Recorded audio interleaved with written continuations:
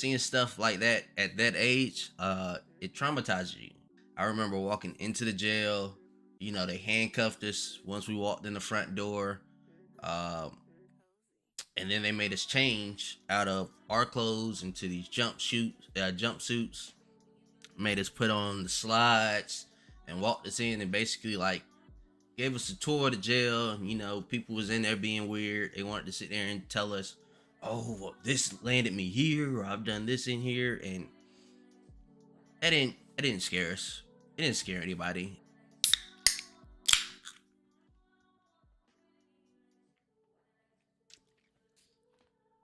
What's going on, people? It's Mr. J back again with another video, but this time gets deeper.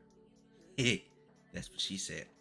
But nah, man, on a serious note, the topic for today is a little deeper than normal.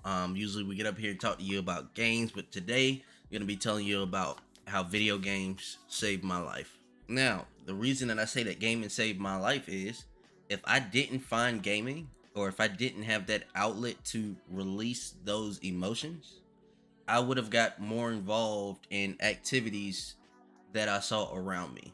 I suffer from depression and anger management issues. Of course, like a large percentage of males that look like me, most of our issues stem from dad problems. So, my dad wasn't like everybody else's. My dad didn't just magically disappear.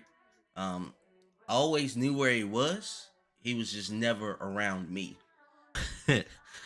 Funny story. So, me and my mom used to have a saying. We used to say that my dad hated we used to say that my dad hated the summertime because every time after winter was over and summer was on the way, my dad somehow found a way to get locked up. So we used to say that he hated summer because he was never home during the summer. He was always incarcerated at that period of time. So, not having that father figure there to kind of guide you and teach you those things and pretty much help you to release that emotion, it all becomes built up. So after a while, all this built up emotion, built up anger, not knowing how to process it, started getting me into a little trouble until I found gaming.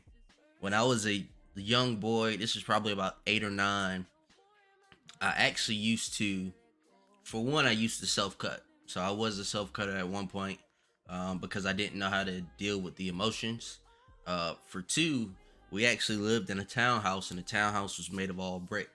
So I would go when I got angry, and I would punch the brick walls outside of my house until my hands used to bleed. And it was just a way for me to release that built up anger that I had. So the situation that I was in, the mindset that I was in, wasn't exactly going to land me in the best place. I remember in what was it? This might have been my 7th or my 8th grade year in middle school. Me and my cousin actually got sent to a Scared Straight program. This is before like the show was huge. We got sent to a Scared Straight program because my mom didn't want me going down a bad road. And I remember walking into the jail. We got there like it was like 6 in the morning. I remember walking into the jail. You know, they handcuffed us once we walked in the front door. Um, and then they made us change out of our clothes into these jumpsuits. Made us put on the slides and walked us in and basically like gave us a tour of the jail. You know, people was in there being weird. They wanted to sit there and tell us, "Oh, well, this landed me here," or "I've done this in here," and that didn't scare us. It didn't scare anybody. It was just like, okay, so you were dumb enough to get caught. We haven't got caught. Like, okay, let us out of here.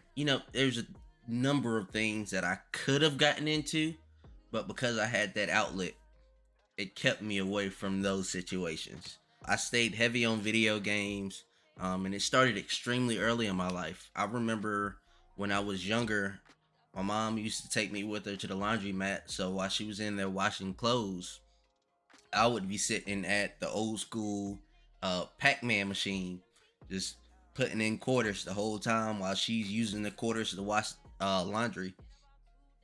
And then after Pac-Man, I started getting into Super Mario.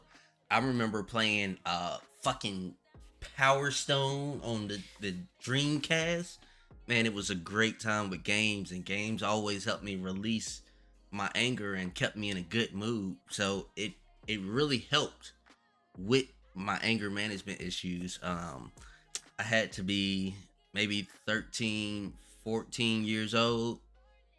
I was at my grandma's house. This was December the 24th. So we're there. It's me, my grandma, my grandpa, my dad, and then my two younger brothers. We're there for Christmas, of course. So we're sitting there, we're having a good time. And next thing I know, we get a knock on the door. So my grandpa goes, he opens the door. Next thing I know is 6, 7 cops busting the door. So they put my grandpa down, put his hands behind his back, cuff him. They go grab my dad, cuff him, and then they make us all sit down. Make my grandma sit down at the kitchen table. My brothers are sitting there crying, bawling their eyes out, man.